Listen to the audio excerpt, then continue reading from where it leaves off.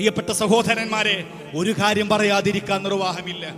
കാരണം ഓരോ സംഘടനകളും അവർ സജ്ജീകരിച്ച വളണ്ടിയർമാരെ പറഞ്ഞയച്ചു. ആ പറഞ്ഞയച്ച വളണ്ടിയർമാർ ചെയ്യുന്ന സേവനങ്ങളെ ഈ രാജ്യത്തെ മുഴുവൻ ജനങ്ങളും വളരെ പോസിറ്റീവായി, വളരെ ആത്മാർത്ഥമായി, വളരെ സന്തോഷത്തോടെ നോക്കിക്കാണുകയാണ്. കാരണം ദുരന്തമുഖത്ത് ജീവൻ പണയപ്പെടുത്തി തന്റെ കുടുംബത്തിൽ നിന്ന് മാറി നിന്ന് ഭക്ഷണമുണ്ടെങ്കിലും ഇല്ലെങ്കിലും, ഉറങ്ങിയിട്ടുണ്ടെങ്കിലും ഇല്ലെങ്കിലും, പ്രിയപ്പെട്ട സഹോദര, തോരാതെ പെയ്ത മഴ കാരണം തോരാത്ത കണ്ണുനീര് സമ്മാനിച്ച, കരയാനിനി കണ്ണുനീരില്ലാത്ത ഒരു സമൂഹത്തിന്റെ കണ്ണുനീരൊപ്പുന്നതിന് ജീവനോട് ആരെങ്കിലും ബാക്കിയുണ്ടോ എന്ന് അന്വേഷിച്ച് പാറമടകളിലും അതുപോലെ തന്നെ മൺകൂനകൾക്കിടയിലും കോൺക്രീറ്റ് കൂനകൾക്കിടയിലും തപ്പാൻ ചെന്ന നമ്മുടെ വളണ്ടിയർമാർ എത്രമാത്രം അവർ അഭിനന്ദനം അർഹിക്കുന്നവരാണ്. അവരെങ്ങനെയാണ് വർണ്ണിക്കേണ്ടത്? നാം മനസ്സിലാക്കണം സഹോദരന്മാരെ, വല്ലാത്ത ഒരു സന്തോഷമുള്ളൊരു കാര്യമാണ്. ഒരാഴ്ച മുമ്പ് കേരളം മുഴുവനും കർണാടകയിലെ മണ്ണിനടിയിൽപ്പെട്ട അർജുനന് വേണ്ടി മതം ജാതി നോക്കാതെ കേടുകയായിരുന്നെങ്കിൽ അതിലേറെ വലിയ ദുരന്തമുഖത്തേക്കാണ് ശേഷം നമ്മൾ ചെന്നത്.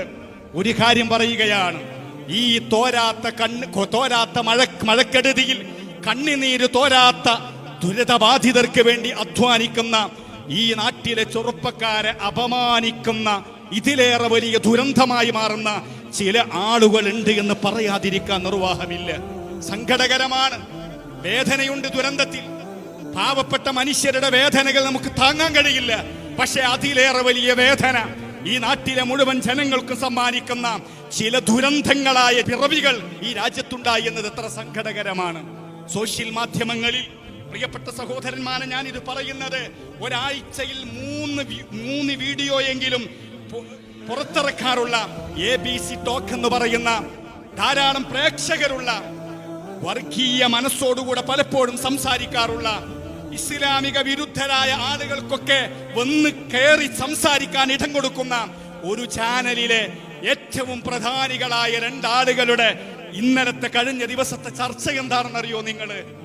അവർക്ക് ഈ ദുരന്തത്തിൽ അകപ്പെട്ട മനുഷ്യരുടെ വേദനകളെ കുറിച്ചല്ല, ജീവൻ നഷ്ടപ്പെട്ടവരുടെ വേദനകളെ കുറിച്ചല്ല, ജീവനോടെ ഇല്ലെങ്കിലും എൻ്റെ ഉമ്മയുടെ, എൻ്റെ അമ്മയുടെ, എൻ്റെ കൊച്ചുമോന്റെ, തൻ്റെ പേരമകന്റെ, തൻ്റെ സഹോദരന്മാരുടെ, തൻ്റെ അയൽവാസിയുടെ മൃതദേഹമെങ്കിലും മയ്യത്തെങ്കിലും കിട്ടുമോ എന്ന് പ്രയാസപ്പെടുന്ന ഒരു മനുഷ്യരുടെ വേദനയെ കുറിച്ചല്ല അവരുടെ ചർച്ച.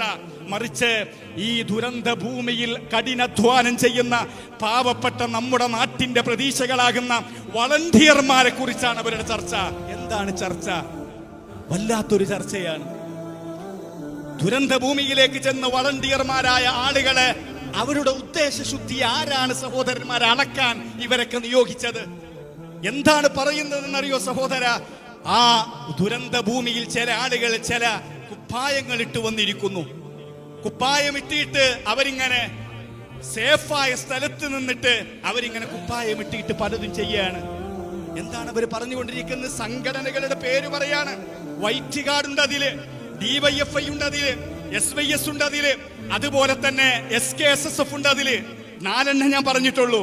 പക്ഷെ അവർക്കിഷ്ടമുള്ള ചില സംഘടന ഒന്നും പറഞ്ഞില്ല. എന്നിട്ട് പറയുന്നത് എന്താണെന്നറിയോ നിങ്ങള്? അവരിട്ട കുപ്പായം കണ്ടാൽ അറിയാം ഇന്നലെ തയ്ച്ച് പുതിയത് വാങ്ങിയിട്ട് വന്നതാണ് എന്ന്. നോക്കൂ നിങ്ങൾ, അവർ നിൽക്കുന്നത് ദുരന്തമുഖത്തല്ല, ഹോസ്പിറ്റൽ പരിസരത്തും അതുപോലെ തന്നെ സേഫായ സ്ഥലത്തു നിന്ന് കുപ്പായിട്ട് ഇങ്ങനെ നടക്കുകയാണ് അവർ. ഇത്രമാത്രം നീചരായ, നികൃഷ്ടരായ, മൃഗങ്ങൾ പോലും നാണിച്ചു പോകുന്ന, മനുഷ്യത്വമില്ലാത്ത, വർഗീയം വിസർജിച്ചു കൊണ്ടിരിക്കുന്ന ആളുകൾ നമ്മുടെ നാട്ടിലുണ്ടല്ലോ എന്നത് വലിയാത്ത സങ്കടമാണ്. പ്രിയപ്പെട്ട സഹോദരന്മാരെ, കേരളത്തിലെ മുഴുവൻ ചാനലുകളും അവിടുത്തെ സന്നദ്ധ സേവകന്മാരായ ആളുകൾ സൈനികരോടൊപ്പം നിന്നുകൊണ്ട് ദുരന്തഭൂമിയിൽ അപകടം പിടിച്ച സ്ഥലത്ത് 24 മണിക്കൂറും എണ്ണയിട്ട യന്ത്രം പോലെ നമ്മുടെ നാട്ടിലെ ചെറുപ്പക്കാർ അധ്വാനിക്കുന്നു എന്ന് നിരന്തരം വിളിച്ചു പറയുമ്പോ, ഇത് കാണാനുള്ള കണ്ണില്ലാത്തവരെ കുറിച്ച് ഖുർആൻ പറഞ്ഞൊരു വചനം മാത്രമേ നമുക്ക് പറയാനുള്ളൂ. വലഹും ഖുലൂബുൻ ലാ യഫ്ഖഹൂന ബിഹ വലഹും ആദാനുൻ ലാ യസ്മഊന ബിഹ വലഹും അയ്യുനുൻ ലാ യുബ്സിറൂന ബിഹ.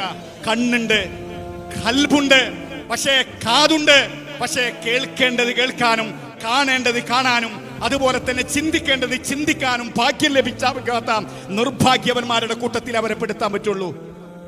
ഈ സംഘടനകളുടെ ഒക്കെ പറയുന്നത് വൈറ്റ് കാർഡ് എന്ന പേരിൽ അവർ ചോപ്പ് കുപ്പായം ഇട്ടുകണെന്ന് വരെ പറയുകയാണ്. നോക്കൂ നിങ്ങൾ, ഹോസ്പിറ്റലിന്റെ പരിസരത്ത് വളണ്ടിയർ വേണ്ടേ? മയ്യത്തുകൾ കുളിപ്പിക്കാൻ വളണ്ടിയർ വേണ്ടേ? അതുപോലെ തന്നെ കിട്ടുന്ന ജഡങ്ങളെ അഥവാ മയ്യത്തുകളെ പലപ്പോഴും മനുഷ്യനിക്ക് പലപ്പോഴും ദുർഗന്ധവും ജീർണിച്ചുകൊണ്ടിരിക്കുന്ന മനുഷ്യ ശരീരത്തിന്റെ ഭാഗങ്ങൾ പൊറുക്കി കൂട്ടിയിട്ട് ഒരു സുരക്ഷിതമായ കേന്ദ്രങ്ങളിൽ കൊണ്ടുപോയി മാന്യമായി അതിനെ പൊതിഞ്ഞ് വൃത്തിയാക്കി അതിന്റെ അഹിലുകാരിലേക്ക് എത്തിക്കാൻ ശ്രമിക്കുന്ന മനുഷ്യർ ചെയ്യുന്ന സേവനത്തെ നിസ്സാരമായി കാണുന്ന കശ്മലന്മാരെ നമുക്ക് കാണാൻ സാധിക്കും ഇവിടെ. ഞാൻ പറയുന്നത് ഇത് വലിയ മറ്റൊരു ദുരന്തമാണ്. ഇതിലേറെ വലിയ ദുരന്തം വേറെയില്ല.